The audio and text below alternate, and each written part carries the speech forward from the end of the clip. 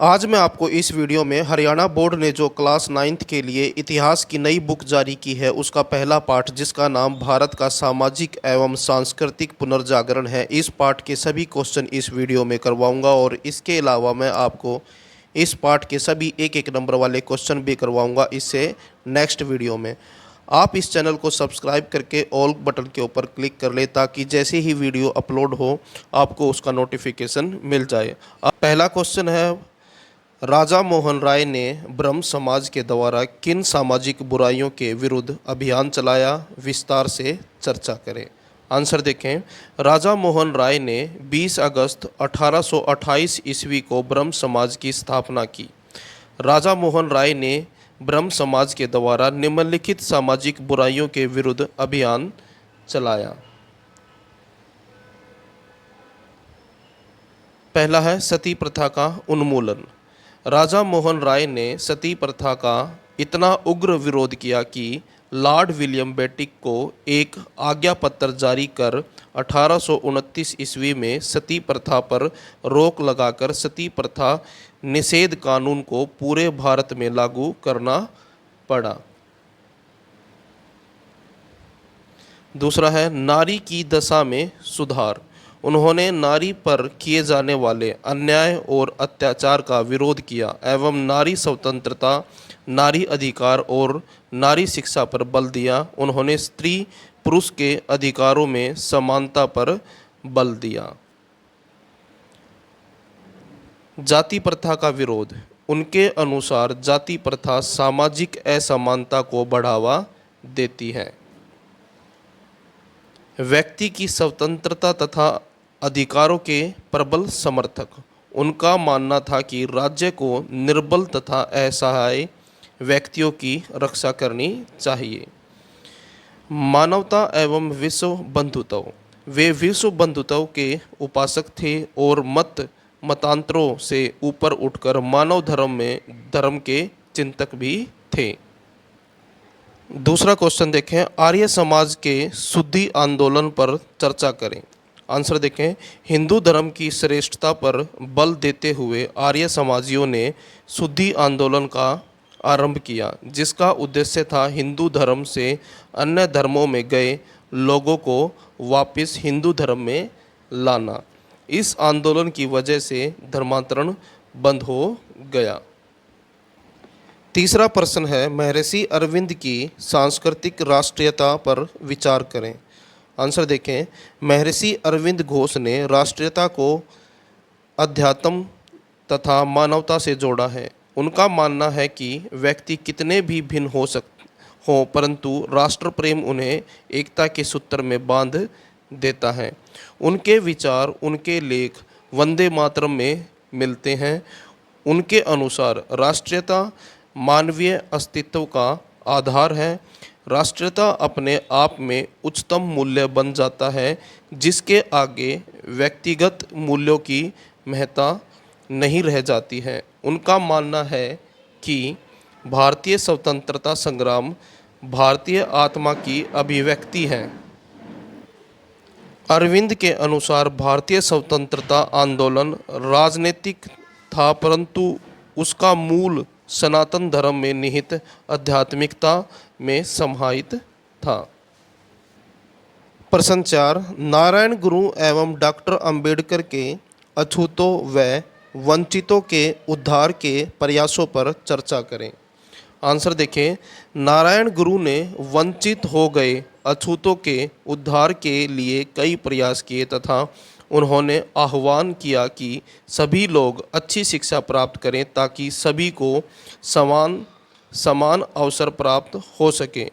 उन्होंने वंचित वर्ग के लोगों में आत्मविश्वास और आत्मनिर्भरता पैदा की। उन्होंने आह्वान किया था मानव मात्र के लिए एक धर्म, एक जाति और एक ईश्वर। डॉक्टर अंबेडकर आजीवन वंचितों के उद्धार के लिए संघर्ष करते रहे।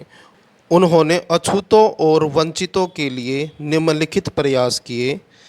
संविधान के अनुच्छेद 17 के अंतर्गत छुआछूत पर प्रतिबंध लगाना। उन्होंने भारत में प्रचलित वर्ग व्यवस्था, छुआछूत, लिंग व जाति के आधार पर भेदभाव का विरोध किया। उन्होंने महाराष्ट्र के महाड़ स्थान पर दलितों को सार्वजनिक चौदार तालाब से पानी पीने और इस्तेमाल करने का अधिकार दिलाने के लिए सत्याग्रह किया। उनका संपूर्ण जीवन अन्याय, भेदभाव व शोषण से संघर्ष करते हुए बीता। अगला प्रश्न है, डॉक्टर हेडगेवार के भारत के सांस्कृतिक पुनर्जागरण में योगदान पर चर्चा करें।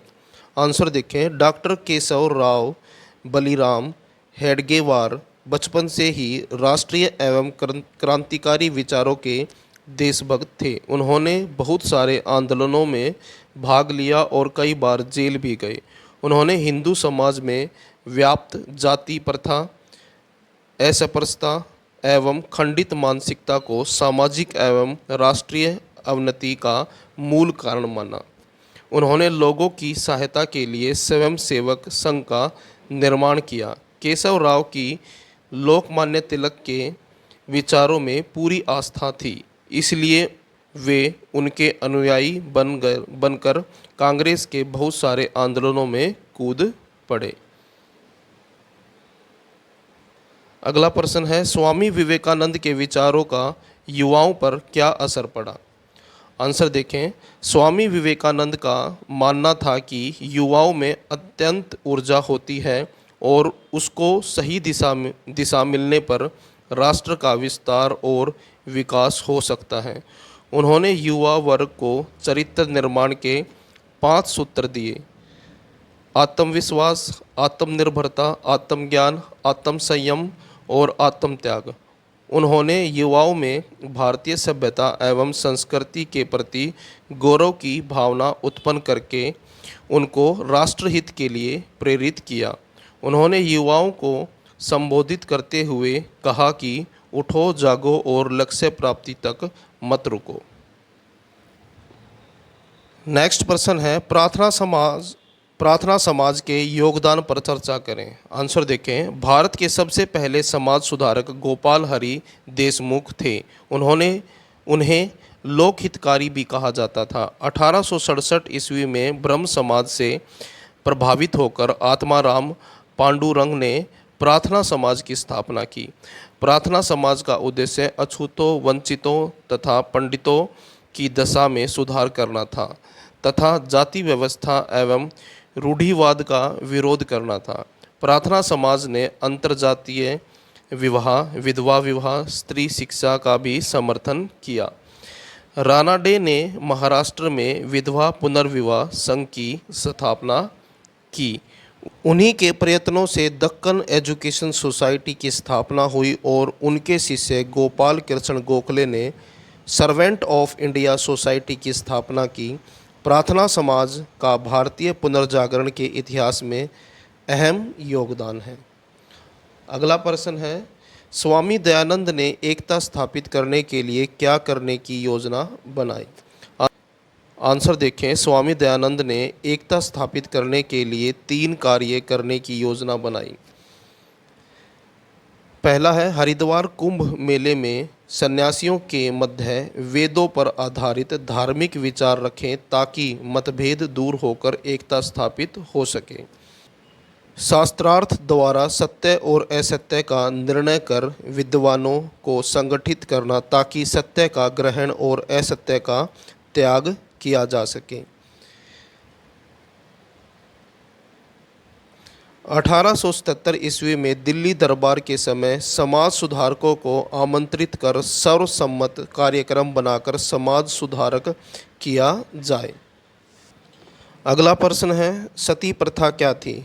आंसर देखें, सती प्रथा एक ऐसी प्रथा थी जिसमें पत्नी अपने पति की मृत्यु के बाद उसकी चिता में जलकर स्वयं को समाप्त कर लेती थी।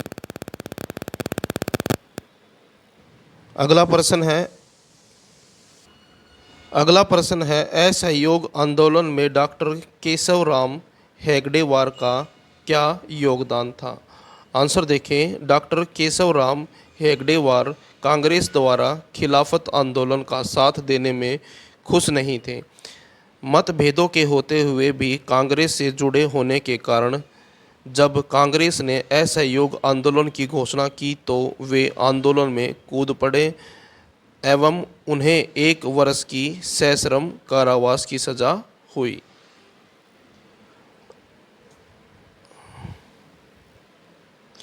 अगला प्रश्न है, हिंदू कोड बिल की प्रमुख बातों का वर्णन करें। आंसर देखें। स्वतंत्रता के पश्चात कानून मंत्री के पद पर रहते हुए अंबेडकर ने हिंदू कोड बिल तैयार किया। इस बिल की प्रमुख बातें निम्नलिखित थी।